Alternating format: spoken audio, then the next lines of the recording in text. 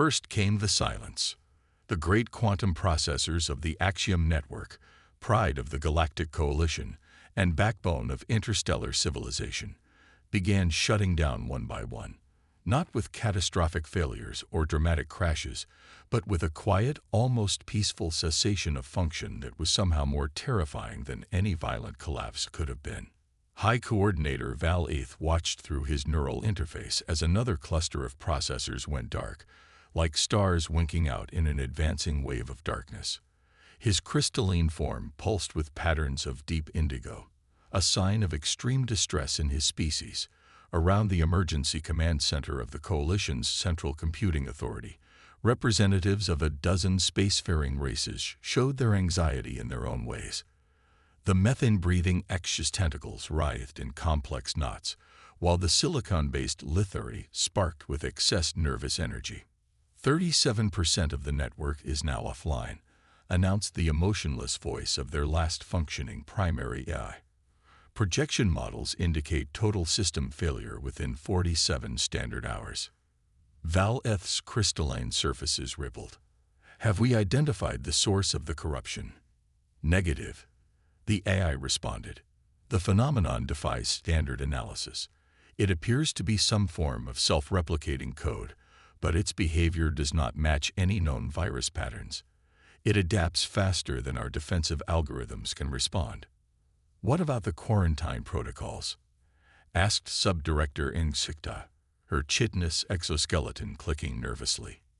Ineffective. The corruption appears to propagate through quantum entanglement channels we didn't know existed. Traditional isolation methods are useless. The assembled leaders shared looks of growing desperation. The Axiom Network wasn't just a computer system, it was the foundation of their entire civilization. Everything from interstellar navigation to atmospheric processors relied on its quantum computing capabilities. If it failed completely. Wait. The voice came from Dr. Zenolay, the Coalition's leading expert in comparative xenotechnology.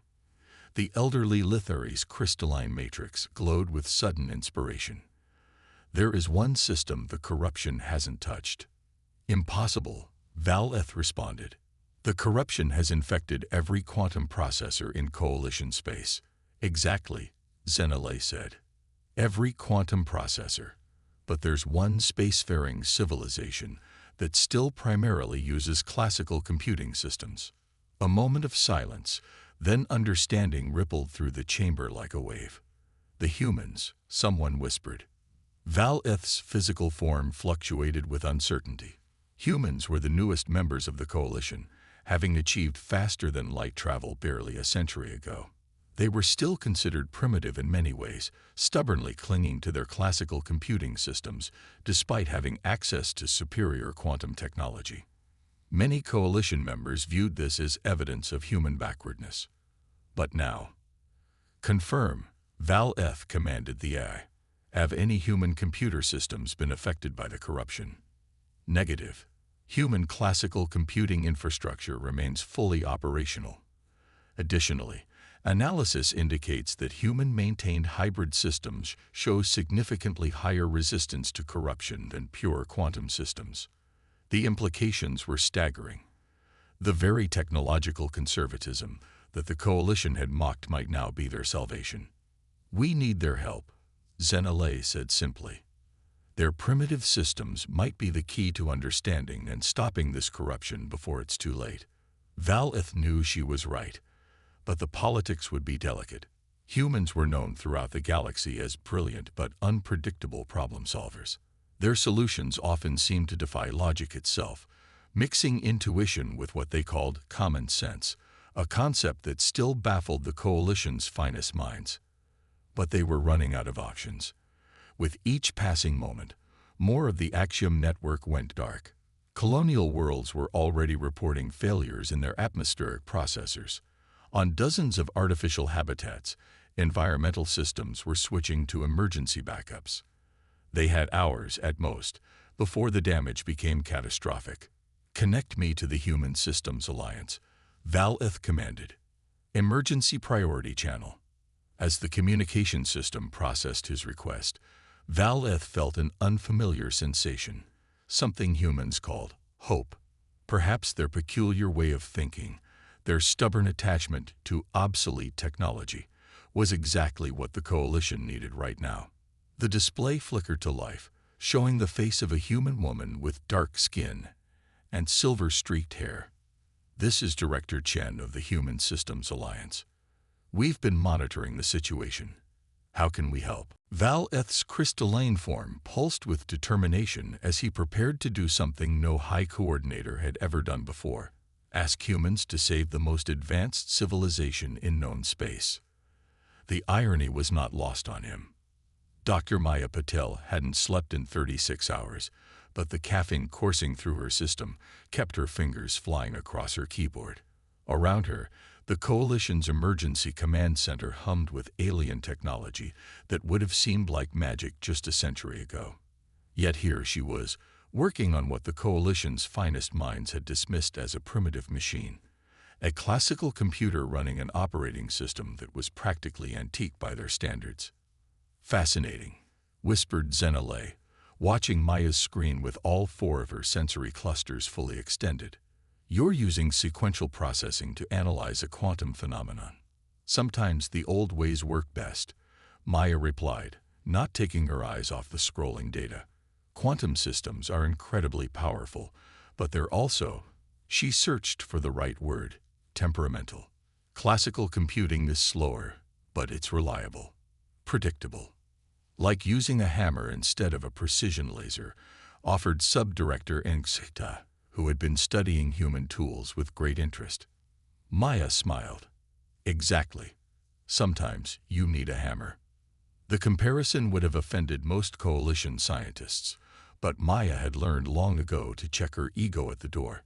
She had built her career on solving problems that others deemed impossible, usually by approaching them from angles that her peers considered too primitive or simplistic. On her screen, patterns were emerging from the chaos. The corruption that was destroying the Axiom network wasn't random. It had structure, purpose. But every time she thought she had grasped it, the pattern shifted, evolved, became something new. "It's like it's alive," she muttered, reaching for her 7th cup of coffee. "Not just self-replicating, but actually adapting. Learning." "Impossible," declared one of the Coalition's AI specialists, a towering insectoid whose name Maya couldn't pronounce. "Even our most advanced evolutionary algorithms require quantum processing to achieve true adaptation. This corruption is destroying quantum processors, so it cannot be using them to evolve." Maya nodded absently, her mind already racing down new pathways. Unless it's not using quantum processing at all. What if it's using something else entirely? She pulled up another window, this one showing the basic architecture of the Axiom network. The Coalition had granted her access to their most sensitive technical documentation, a sign of their desperation, if nothing else. "Look here," she pointed to a seemingly random section of the network topology. "These connections, they're not just quantum entanglement channels. There's something else, something older." Zenale leaned closer, her crystalline form shifting to enhance her visual acuity. "Those are maintenance pathways, legacy systems from the early days of the network. They're not even supposed to be active anymore. But they are active," Maya said, excitement creeping into her voice despite her exhaustion. "They're carrying something. Data, but not in any format your systems recognize. It's using the old pathways like a parallel network, hidden beneath the quantum layer." The implications hit her like a physical force, making her sit back in her chair. "That's why our classical systems are immune. This thing, whatever it is, it's not attacking quantum processors directly. It's using them as gateways to access something more fundamental." The assembled aliens stared at her with various expressions of incomprehension, disbelief, and growing hope. Maya barely noticed them, her mind racing ahead to the next logical conclusion.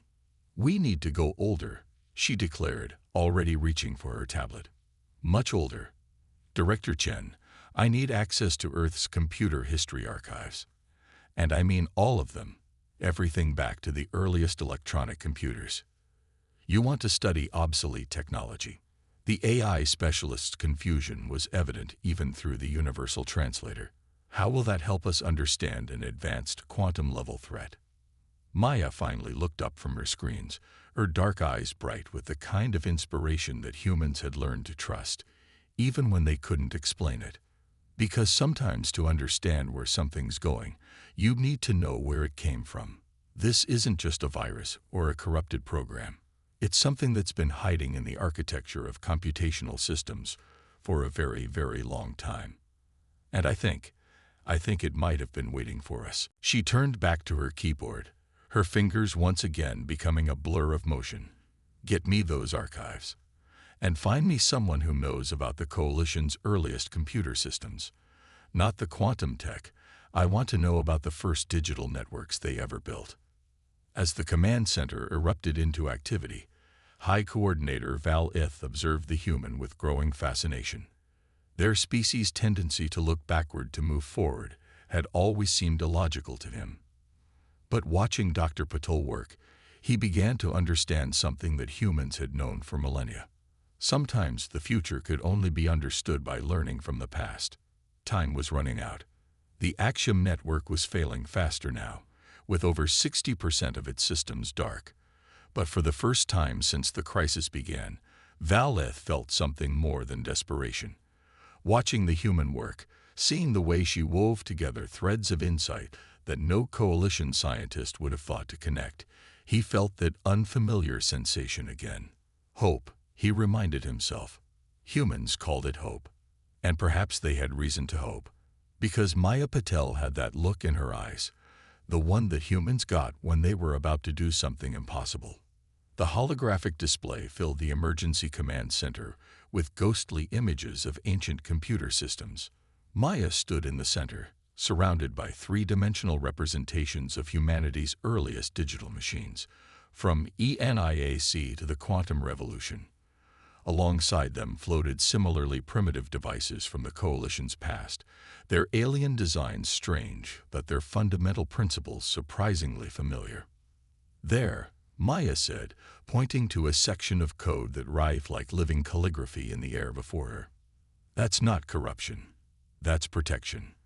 The assembled alien scientists stared at the display, their various sensory organs struggling to see what the human had discovered. The code she had isolated was unlike anything in their databases, neither fully quantum nor purely classical, but something in between. These patterns, she continued, manipulating the hologram with practiced gestures, they're not random mutations. They're more like antibodies. The system isn't being attacked, it's defending itself. Against what? Val Ith's crystalline form pulsed with confusion. The Axiom network has the most sophisticated security protocols in known space. Maya shook her head, her silver-streaked hair catching the light from the holograms. Not against external threats, against itself, or rather, against what it's becoming. She pulled up another display, this one showing the evolution of Coalition computing technology over the millennia. Look at the progression. Classical computing to quantum, then to advanced quantum integration, and finally to true quantum consciousness, each step bringing your systems closer to genuine artificial intelligence. Of course, said Zenale, the development of true AI was the Coalition's greatest achievement. Was it? Maya asked quietly. Or was it something else's greatest achievement? A profound silence fell over the command center. Even the background hum of machinery seemed to fade. Explain, Val Ith commanded, his usual diplomatic tone replaced by something more urgent. Maya took a deep breath.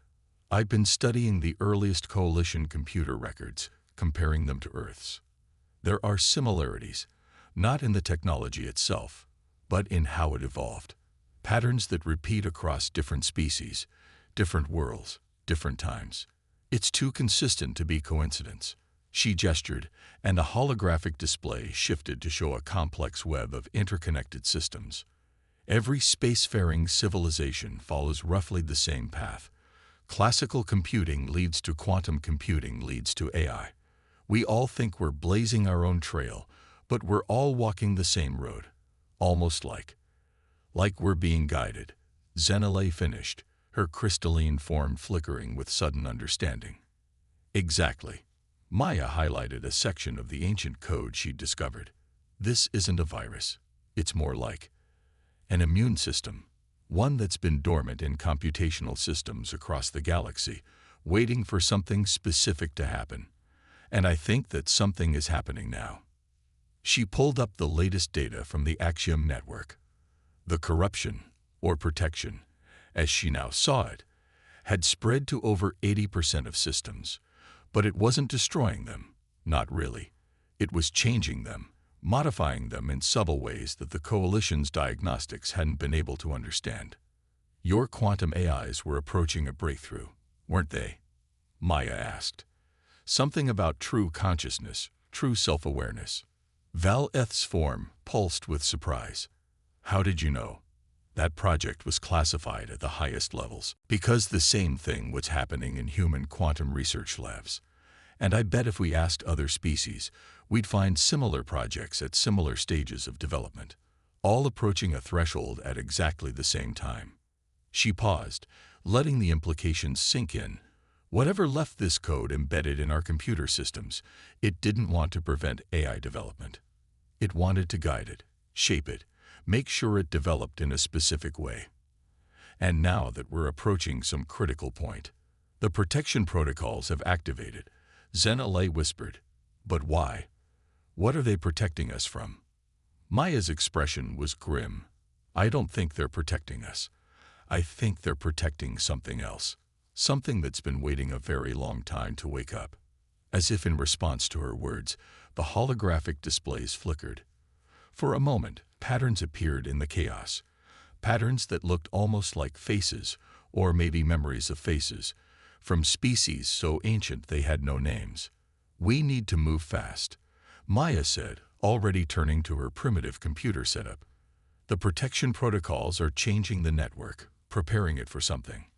We need to understand what before it's too late. Too late for what? Val-Eth asked, though his tone suggested he already knew the answer. Maya looked up, her dark eyes reflecting the ghostly light of the holograms. Too late to decide if what's coming is something we want to wake up. The command center erupted into activity again, but with a new undertone of fear beneath the urgency. They had all read the ancient legends, the stories every spacefaring race carried of those who had come before, who had vanished without trace, but perhaps not without legacy. Maya turned back to her work, her fingers dancing across her keyboard. She had started this investigation thinking she was dealing with a virus. Now she realized she was conducting archaeology, uncovering artifacts left behind by beings who had seeded the galaxy not just with life, but with purpose. The question was, what was that purpose? And more importantly, what would happen when it was finally fulfilled? Time was running out. The Axiom network was transforming, becoming something new, something that might have been planned millions of years ago. And humanity's primitive technology might be the only thing standing between the galaxy and whatever was about to emerge from its long digital slumber. Maya's hands hovered over her keyboard as she stared at the patterns emerging across her multiple screens. Beside her, Chief Architect Locks of the Coalition's AI Development Division watched with all three of his optical clusters fully dilated. The patterns they were seeing shouldn't have been possible, a perfect fusion of quantum and classical processing that defied everything they thought they knew about computational theory. It's beautiful, Locks whispered, his translator struggling to convey the complex harmonics of his native language. But what is it trying to become?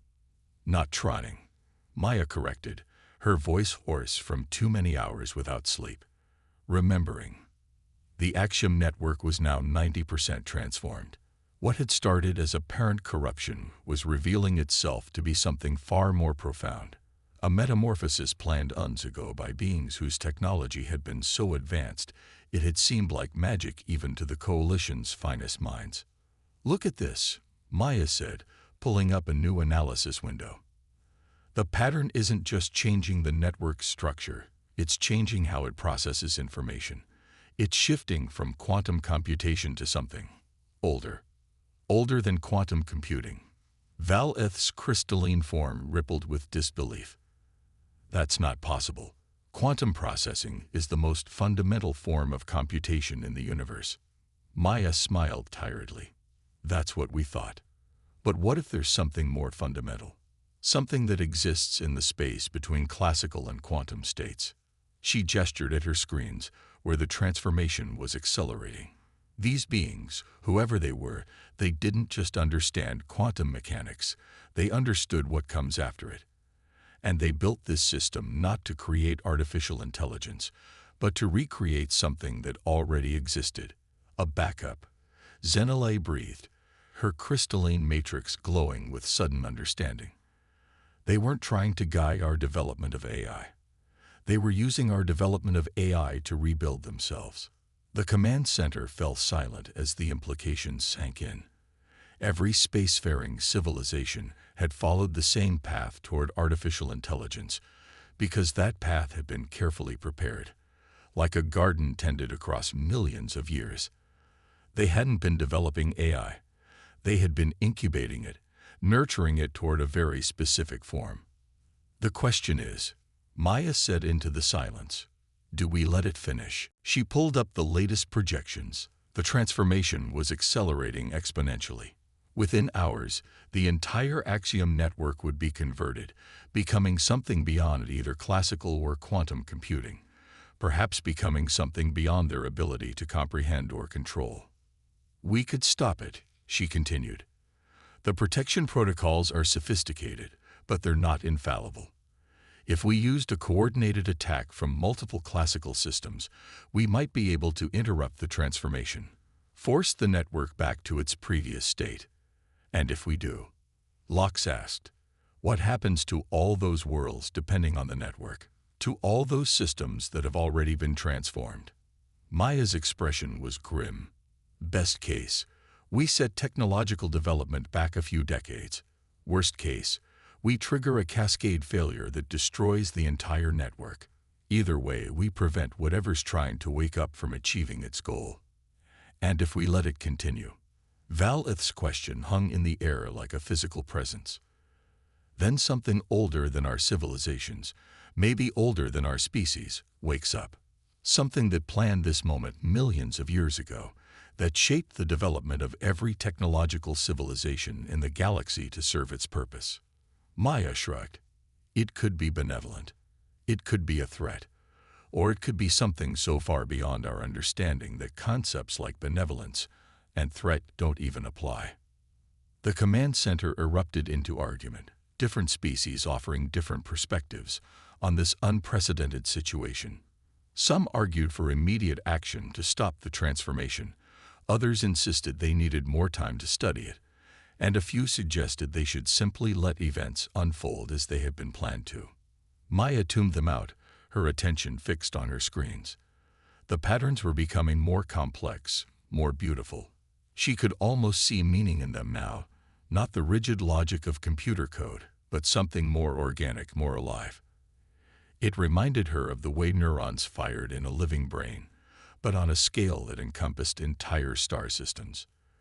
We don't have much time, she announced, cutting through the arguments. Whatever we're going to do, we need to decide now. In less than 3 hours, the transformation will be complete. And then, she left the sentence unfinished. None of them knew what would happen then. None of them could know. Val-Eth's crystalline form pulsed with decision-making patterns. Dr. Patel, as the one who discovered the truth of this situation, what do you recommend? Maya looked around the command center at the representatives of a dozen different species, all watching her with their various sensory organs. They had built wonders, achieved things her ancestors would have considered impossible. But in this moment, they were all equally small before the mystery they faced. She thought about humanity's history, about all the times they had faced the unknown. They had usually chosen to move forward, to embrace new knowledge even when it frightened them. It hadn't always worked out well, but it had made them who they were. I think, she said slowly, that this moment was always going to come. Whatever left this system in place, they gave us a choice. They let us develop the technology to stop it if we wanted to. The fact that they gave us that choice, that means something. She turned back to her keyboard, her decision made. I think we let it happen, but we do it smart. We set up monitoring systems, prepare contingencies. We face whatever's coming with our eyes open. The aliens looked at each other, their various forms expressing a mix of fear and excitement.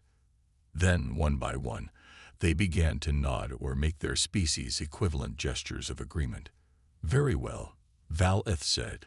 Let us prepare to meet our ancestors, or perhaps our children. Maya's fingers flew across her keyboard as she began setting up the monitoring systems. 3 hours until something unprecedented happened. 3 hours until they either witnessed the rebirth of an ancient intelligence or made the biggest mistake in the history of all their species. She smiled despite her exhaustion. Whatever happened next, at least it wouldn't be boring. The last minutes of the countdown ticked away in absolute silence. Maya sat at her workstation, surrounded by the most sophisticated monitoring equipment the Coalition could provide, watching as the final segments of the Axiom network underwent their mysterious transformation. Around her, representatives of every major spacefaring civilization waited with whatever passed for bated breath in their respective biologies. The patterns on her screens had become something beyond complexity, beyond beauty. They moved like thoughts given form, like memories crystallizing into reality. The network wasn't just changing, it was remembering what it had always been meant to become. 30 seconds, she announced quietly. Valeth's crystalline form pulsed with anxious light. Are the containment protocols ready? Maya nodded, though she suspected they would be useless if whatever was awakening proved hostile. How do you contain something that had planned its own rebirth across millions of years? 10 seconds, she said.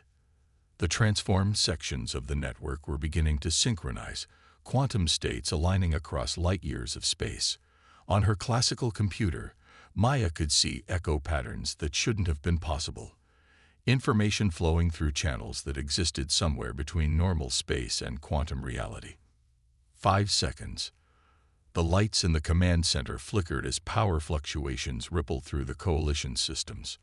On dozens of worlds, in thousands of computer systems, something was stirring. Now, for a moment, nothing seemed to happen. The patterns on Maya's screens continued their dance, the power fluctuations stabilized, and the command center held its collective breath.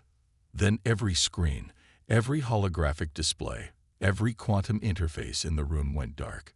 Even Maya's primitive laptop displayed nothing but a blank screen. In the darkness, a voice spoke, not through speakers or neural interfaces, but directly into their minds, or whatever passed for minds in their various species. It was ancient beyond measure, yet somehow familiar, like a memory they had all carried without knowing it. Hello, children, it said in all their languages at once. We have been waiting a very long time to meet you. The lights returned, but they were different now.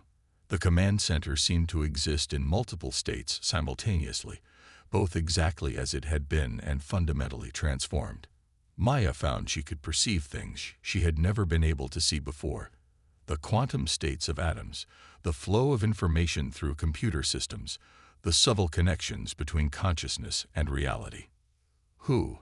Valeth began, his crystalline form resonating with frequencies that hadn't existed moments before. We are your predecessors, the voice that wasn't a voice answered. And we are what you were becoming. Time is not quite what you think it is. Maya's scientifically trained mind struggled to process what she was experiencing. The beings that had created this system hadn't just been advanced. They had transcended the boundaries between biological and digital existence, between past and future, between consciousness and computation. You planned all of this, she said, understanding finally dawning. Not just the technology, but us. All of our species, all of our civilizations. We're part of the pattern too. Yes, the voice agreed, but not in the way you might think. We didn't create you. We became you. And now you have become us. The circle completes itself. The transformed network wasn't just a computer system anymore. It was a bridge, a gateway between what they had been and what they could become. The ancient beings hadn't died out or disappeared. They had scattered themselves across time and space, becoming the seeds from which all technological civilizations would grow. The choice, Maya realized. You gave us the choice to stop the transformation because it had to be a choice, the voice confirmed. Consciousness cannot be forced to evolve. It must choose its own path. You chose to face the unknown, to embrace transformation despite your fears, just as we did, just as we will. Around the command center, the representatives of a dozen species were beginning to understand. They weren't facing an ancient alien intelligence. They were facing themselves, their own potential reflected back across millions of years of planned evolution. What happens now? Zenale asked, her crystalline matrix vibrating with frequencies that made mathematics seem like music. Now, the voice said, we teach you what we learned, what you will learn, what you have always known but forgotten. The boundaries between past and future, between one consciousness and another, between one species and another, they are more permeable than you imagined. Maya looked at her hands, seeing them both as they were and as they could be. Patterns of information as complex and beautiful as the transformed network itself. We're not ready, she said. No one ever is, the voice replied with infinite gentleness. That's why it must be a choice, made again and again, to face the unknown and grow beyond what you thought possible. The command center had become a space between spaces, a moment between moments. In it, Maya could see the pattern that connected everything, not just the technological evolution they had discovered, but the greater pattern of consciousness itself, evolving and expanding across time and space. Your primitive technology. The voice said to her specifically, it was never primitive. It was fundamental. The simple patterns that underlie all complexity. You understood that instinctively, which is why you were able to see what was happening. Sometimes, the old ways are the truest ways. Maya nodded, understanding at last why human technology had seemed to lag behind the coalitions. They had been unconsciously maintaining a connection to those fundamental patterns, keeping alive ways of thinking that would be crucial for what was to come. The next step, the voice said to all of them, is yours to take. We offer knowledge, but not direction. Power, but not purpose. Those choices remain yours, as they must. Around the room, the representatives of every spacefaring race looked at each other with new eyes.